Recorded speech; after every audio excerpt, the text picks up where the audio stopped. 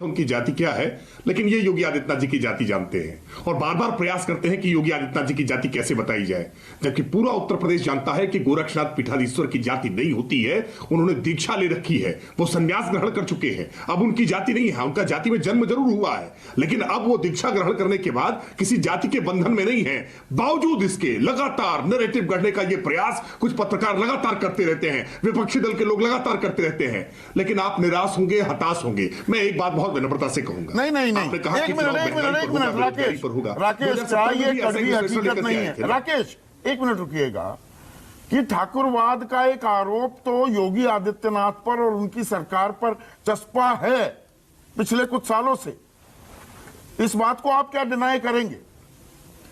देखिए संदीप जी, चस्पा नहीं, देखिए ये उसी तरह से चस्पा किया जाता है जिस तरह से भारतीय जनता पार्टी के खिलाफ एक परसेप्शन क्रिएट किया जाता है कि भारतीय जनता पार्टी की सरकार आएगी तो मुस्लिम दोयम दर्जे का नागरिक हो जाएगा, मुसलमानों के अधिकारों में कटौती हो जाएगी, उनका वोटिंग राइट्स तक छीन लिया जाएगा। ऐसी बातें भी नैरेटिव गढ़ने वाले लोग फेसबुक पर, ट्विटर पर और जगह जगह पर फैलाने का काम करते हैं। आप भी मौका देते हैं राकेश जी, बिहार के बीजेपी के विधायक ने कहा उनका वोटिंग राइट छीन लेना चाहिए। आवास दिए तो इन 44 लाख प्रधानमंत्री आवास में नहीं, मैंने नहीं कहा, ये आपके विधायक ने कहा ना, आपके विधायक कह रहे हैं, राजनीतिक विश्लेषक टाइप के लोग। ये नहीं, आपके बिहार के विधायक, किसी का राइट नहीं छीना जाएगा। आपके बिहार के विधायक कहते हैं इनके तो मताधिकार को छीन लेना चाहिए। तेलंगाना के आपके विधायक कहते हैं जो हमें वोट नहीं देगा उनके घरों पर बुलडोजर चला देंगे। ये भी चलता है ना। तो सुकेश यही कह रहे हैं कि मौका आप देते हैं। देखिए संदीप जी, बयानों के आधार पर अगर राजनीति को देखेंगे, नहीं, बयानों के आधार पर अगर राजनीति को देखेंगे तो मुझे लगता है राजनीति किसी दूसरी दिशा में चली जाएगी। किस व्यक्ति ने क्या बयान दिए हैं और बयानों की उनकी पार्टी में हैसियत क्या होती है या उनके बयान को पार्टी किस गंभीरता से लेती है, ये सारे दलों के भीतर चेक किए जाने चाहिए। और नेतृत्व ने उन बातों को लेकर के अपना स्पष्टीकरण क्या दिया है, अपना स्टैंड क्या क्लियर किया है। पार्टी के प्रवक्ता इसीलिए होते हैं ना, पार्टी की राय बताने के लिए। अधिकृत तौर पर मैं अधिकृत तौर पर कह रहा हूं कि पार्टी इस तरह की किसी राय से सहमत नहीं है। हम भारत के ये तो गुड कॉप बैड कॉप वाली बात हो गई जो सुकेश कई बार कहते हैं। ये गुड कॉप, ये आप तो वकील हैं Rakesh, good cop bad cop, आप गुड कॉप बनकर आ जाते हैं कि प्रवक्ता के नाते मैं आधिकारिक बयान दे रहा हूं, हमारी पार्टी इस तरह के बयानों से पूरी तरह से अपना पल्ला झाड़ती है और हाँ भर्त्सना करती है, निंदा करती है, और वो बैड कॉपों को खुली छूट मिली हुई है कि जाओ भैया दो ऐसे बयान। नहीं, बिल्कुल किसी को खुली छूट नहीं है। नहीं, बिल्कुल किसी को खुली छूट नहीं है। ऐसे बयानों पर कार्रवाई भी होती है और भारतीय जनता पार्टी एकमात्र पार्टी है जिसने अपने बयानवीर नेताओं पर कार्रवाई करने का भी मादा दिखाया है। वरना किसी ने बयानवीर नेताओं पर कार्रवाई तक नहीं करते, उनको प्रोत्साहित करने का काम करते हैं। और कार्यकर्ता नेता तो छोड़िए, शीर्ष नेतृत्व की तरफ से कहा जाता है। आज ही सिराथू में डिंपल यादव जी ने बयान दिया है। अब डिंपल यादव जी का बयान देखिए, डिंपल यादव जी के बयान से अखिलेश जी अपने आप को अलग नहीं कर सकते हैं। डिंपल जी ने कहती है कि जंग लगने वाला जो रंग होता है वही रंग है जो मुख्यमंत्री जी पहनते हैं।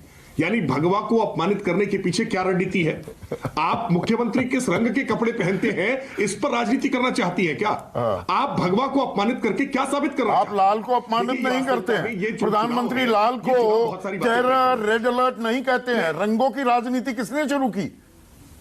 मतलब आपका भगवा को कोई कुछ कह दे तो गलत, हरे को, लाल को, नीले को कितनी भी गाली दे दो उससे कोई फर्क नहीं पड़ता। अकेला भगवा रंग रह गया है देश में। नहीं देखिए मैं नहीं बिल्कुल, मैं कुछ रंग ऐसे होते हैं या कुछ चीजें ऐसी होती हैं जिनके साथ आस्थाएं जुड़ती हैं। हरा भी है, देखिए लाल के साथ नहीं, हरा भी है जिसको नहीं, हरे के बारे में फिर बात करेंगे क्या? हमने नहीं देखिए फिर नहीं, हमने बिल्कुल हरे रंग को लेकर के कोई क्रिटिसाइज नहीं किया है। हमने कोई टिप्पणी हरे रंग को लेकर के नहीं की। लाल पे की है ना। जिस तरह से मुख्यमंत्री जी को लेकर के टिप्पणियां की जा रही है, आप मुख्यमंत्री जी के कामों को लेकर आलोचना करिए ना। चलिए नहीं, मुद्दे पर आते हैं। जो सवाल दरअसल, एक मिनट राकेश, जो सवाल आशुतोष उठा रहे थे, देखिए 2017 में ये बात मैंने पहले भी उठाई है कि 2017 में बंद मुट्ठी थी। दरअसल चेहरा बीजेपी के प्रधानमंत्री मोदी थे। उस वक्त आपने कोई मुख्यमंत्री का चेहरा नहीं घोषित किया था। हां, अध्यक्ष केशव प्रसाद मौर्य थे, तो वो पिछड़ा कार्ड अच्छा चला। और यहां पर अब योगी आदित्यनाथ की बिना पर 5वें, 6ठे, 7वें चरण में पिछड़ी जाति की वो लामबंदी क्या आप कर पाएंगे? दरअसल सवाल आशुतोष ये उठा रहे थे। देखिए संदीप जी, ये बात लगातार पहले चरण से शुरू की जा रही है। पहले चरण में कहा गया ये जाटलैंड का चुनाव है, दूसरे चरण में कहा गया ये मुस्लिम का प्रभाव का चुनाव है, तीसरे चरण में कहा गया ये यादव लैंड का चुनाव है। ये हर बार अब कहा जा रहा है पिछड़े लैंड का चुनाव है। ये उत्तर प्रदेश को जातियों में जो बांट करके बार बार समीक्षा करने की कोशिश करते हैं ना, मैं सवाल पूछ रहा हूं, आशुतोष जी सवाल का जवाब दे। 2017 के चुनाव में नोटबंदी को लेकर के बहुत सारे सवाल खड़े किए गए थे कि नोटबंदी विफल हो गई है और नोटबंदी के से गरीब बहुत परेशान हुआ है, नोटबंदी पर जनता खारिज कर देगी। सराहना करिए ना। नहीं, वो तो नोटबंदी ना वो 8 नवंबर को हुई थी, 8 नवंबर को हुई थी। राकेश थोड़ी चीजें पर्सपेक्टिव में डालने की जरूरत है ना। राकेश ना प्लीज रोकूंगा आपको। मैं बिल्कुल रोकूंगा पर ये मान लेंगे कि एक मिनट अब मुझे स्क्रीन पर लाइए ना। राकेश, नोटबंदी की आपने बात की, वो 8 नवंबर 2016 को हुई। उसके 3 महीने के अंदर चुनाव हुए।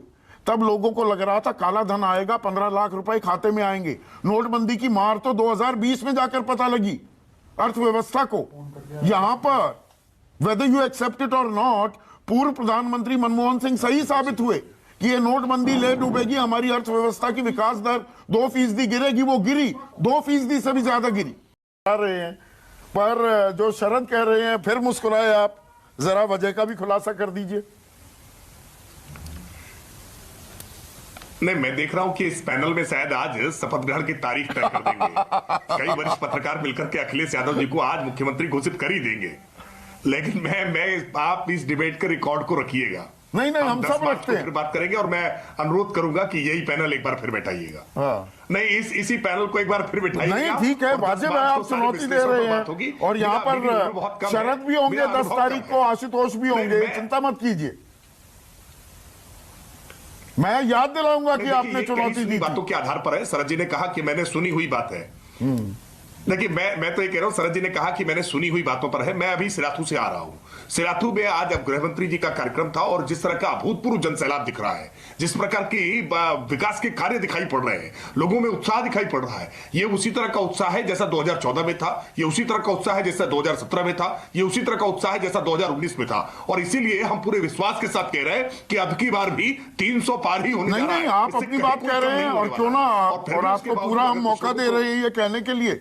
पर यहां पर दिलचस्प ये हो रहा है कि किसी के क्या इतनी कंफ्यूजन है, इतना असमंजस है, हर तरफ से ताल ठोकी जा रही है कि जी बीजेपी कहती है हम जीतेंगे, समाजवादी कहती है हम जीतेंगे, अब मायावती भी कहने लग गई हम 300 जीतेंगे। वो कोई 202 के आंकड़े की बात नहीं कर रही है। पर पंकज, अमेठी और सुल्तानपुर नाक की लड़ाई साबित होंगी इस बार आपके लिए, आपकी पार्टी के लिए। इस 5वें चरण का सबसे बड़ा हासिल कांग्रेस का क्या होगा, वो अमेठी सुल्तानपुर बताने वाले हैं क्या? बिल्कुल। और अगर आज आपके पास तस्वीरें पहुंची हो, वीडियोस पहुंचे हो और लोगों का, और चूंकि ये कहना एक रेटोरिक है कि जन सैलाब सब लोग कह रहे हैं, मैं किसी को चुनौती नहीं दे रहा हूं, लेकिन कांग्रेस के पक्ष में भी इस इलाके में जिस तरह से आज राहुल जी या प्रियंका जी के लिए लोग उमड़े हैं, वो विजुअली आपको समझ में आ सकता है बहुत कुछ।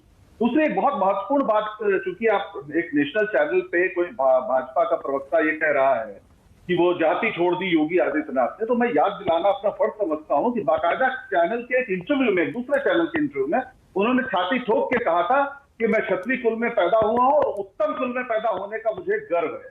यानी जिस संन्यास परंपरा में आप अपने परिवार, नाते, रिश्तेदार, हर चीज को, यहां तक कि अपने पिता की अंत्येष्टि में इसी तर्क पर नहीं गए, वो आज सीना ठोक कर कह रहे हैं कि मुझे गर्व है, मैं उत्तम कुल में पैदा हूं। तो इस देश के, इस प्रदेश के तमाम उन लोगों को जो कथित रूप से उत्तम कुल में नहीं पैदा हुए, उन्हें समझ में आता है कि वो नीच कुल में पैदा हुए हैं।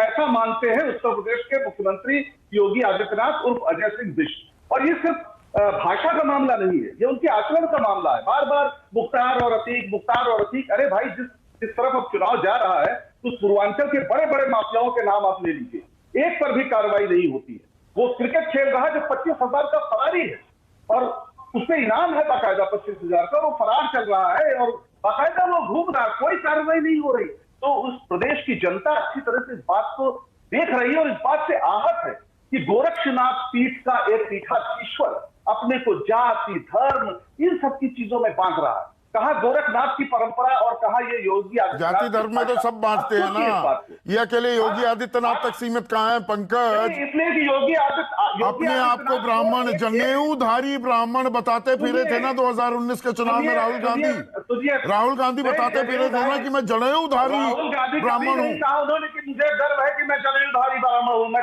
इस बात का दावा चुनौती दे सकता हूँ। कभी उन्होंने नहीं कहा कि मुझे गर्व है कि मैं जनेऊधारी ब्राह्मण हूँ। पर ये बताने की नौबत आई ना, बताते फिरे ना देश को। दूसरी बात में एक चीज पे ध्यान रखिए, योगी आदित्यनाथ को क्या एज है कि वो संत परंपरा, वो संत हैं, वो महात्मा हैं, वो उनको देखकर तो जो है सबको जो है वो मतलब श्रद्धावनत हो जाना चाहिए। लेकिन अब उत्तर प्रदेश की जनता अच्छी तरह से इस बात को समझ गई है। आपने वो तुलसीदास का बड़ा मशहूर है जिसमें उन्होंने लिखा है कि लख सुबेश जग पंचक जेऊ और वेश प्रताप पूरिय ही तेऊ और उघरई अंत न होए निभाऊ काल नेम जिम रावण राहु। तो रावण और कालनेम भी भगवा पहन के राम राम कह के अपने को भक्त बताने की कोशिश करते थे, लेकिन उनका आचरण उनकी असलियत बता देता है। उत्तर प्रदेश को राम राज्य का अगर अर्थ है कि दैहिक दैविक भौतिक ताकत, तो तीनों कसौटियों पर देख लीजिए सबसे गरीब प्रदेश। चलिए योगी आदित्यनाथ की तो बात हो गई, राहुल गांधी की बात करते हैं। सुल्तानपुर और खास अमेठी, पंकज अमेठी तो रियल लिटमस टेस्ट है ना, अग्नि परीक्षा है। यहां से हारे राहुल गांधी, स्मृति ईरानी ने हराया। क्या हो जाता है? ना हाँ देखिए